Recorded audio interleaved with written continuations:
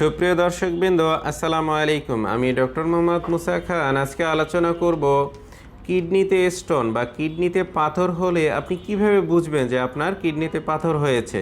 দর্শক, কিডনিতে পাথর হলে কিছু সিমটম প্রকাশ পায়। বিশেষ করে কিডনিতে পাথর হলে দেখবেন আপনার বসে থাকতে অথবা শুয়ে থাকতে অথবা দাঁড়িয়ে থাকতে আপনার সমস্যা হতে পারে। পেটে যন্ত্রণা হওয়ার পাশাপাশি সবসময় আপনার অস্বস্তি একটা বোধ কাজ করবে শরীরের মধ্যে।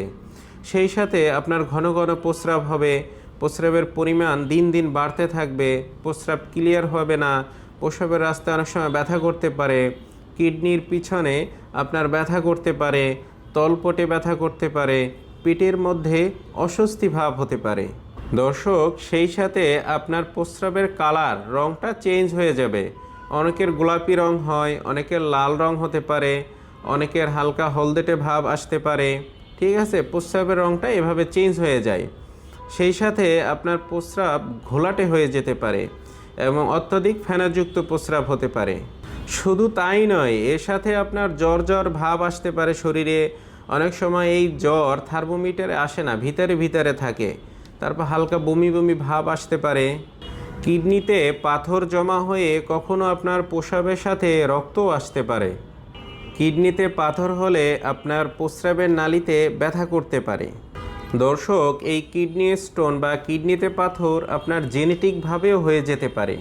তো এই সকল সিমটম যদি আপনার মধ্যে থাকে, সেক্ষেত্রে অবহেলা করার কোনোই সুযোগ নেই, আপনার ডাক্তার দেখাতে হবে।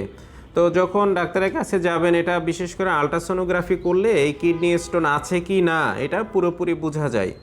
তো পরবর্তীতে দেখা যায় আসলে এলোপ্যাথিক সিস্টেমে কিডনি স্টোন অপারেশন ছাড়া ভালো হয় না। তো হোমিওপ্যাথিক চিকিৎসা আপনারা নিতে পারেন। হোমিওপ্যাথিক চিকিৎসায় এই কিডনি স্টোন বা কিডনি পাথর অপারেশন ছাড়া পুরোপুরি কিওর হয়।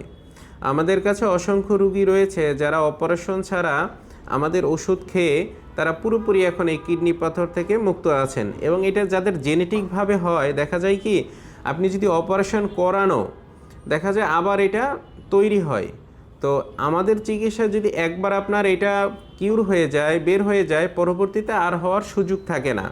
এবং হোমিওপ্যাথিক চিকিৎসা হচ্ছে সেফ, কোনো ধরনের কাটা ছেঁড়া, তারপর অপারেশন ছাড়া আপনার পার্শ্ব প্রতিক্রিয়াহীন অল্প কিছুদিন মেডিসিন খেলেই এই পাথর পুরোপুরি বের হয়ে যায়। এবং আনুষঙ্গিক যে আপনার কষ্ট, যেমন ব্যথা, প্রস্রাব কেন্দ্রিক যে বিভিন্ন সমস্যা, এটা দেখা যায় 2-4 দিন ওষুধ খেলেই আস্তে আস্তে কমতে থাকে এবং পাথরটা কিছুদিন ওষুধ খাওয়ার মধ্য থেকে এটা পুরোপুরি বের হয়ে আসে। তো আমার পরামর্শ হচ্ছে আপনার হোমিওপ্যাথিক চিকিৎসা নিন, ইনশাল্লাহ পুরোপুরি সুস্থ হতে পারবেন। তো সবাই ভালো থাকবেন। নেক্সটে আরও ভালো হেলথ টিপস নিয়ে আসবো। সবাইকে অসংখ্য ধন্যবাদ। আসসালামু আলাইকুম।